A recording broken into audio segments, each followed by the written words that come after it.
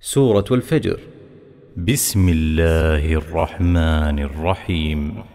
والفجر وليال عشر والشفع والوتر والليل إذا يسر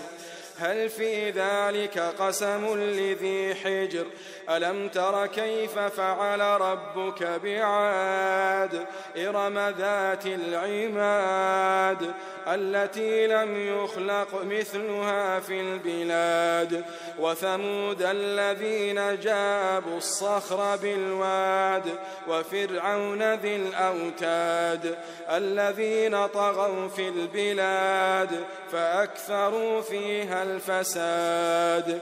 فصب عليهم ربك سوط عذاب إن ربك لبالمرصاد فأما الإنسان إذا ما ابتلاه ربه فأكرمه ونعمه فيقول ربي أكرمن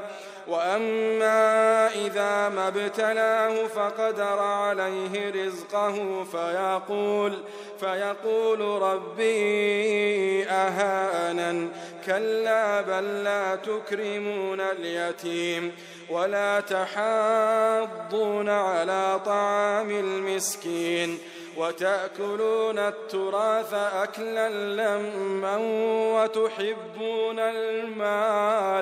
وتحبون المال حبا جما كلا إذا دكت الأرض دكا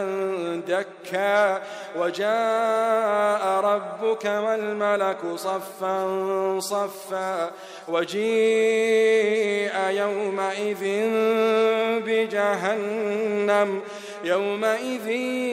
يتذكر الإنسان وأنى له الذكرى يقول يا ليتني قدمت لحياتي فيومئذ لا يعذب عذابه أحد ولا يوثق وثاقه أحد يا أيتها النفس المطمئنة ارجعي إلى ربك راضية مرضية فادخلي في عبادي وادخلي جنتي.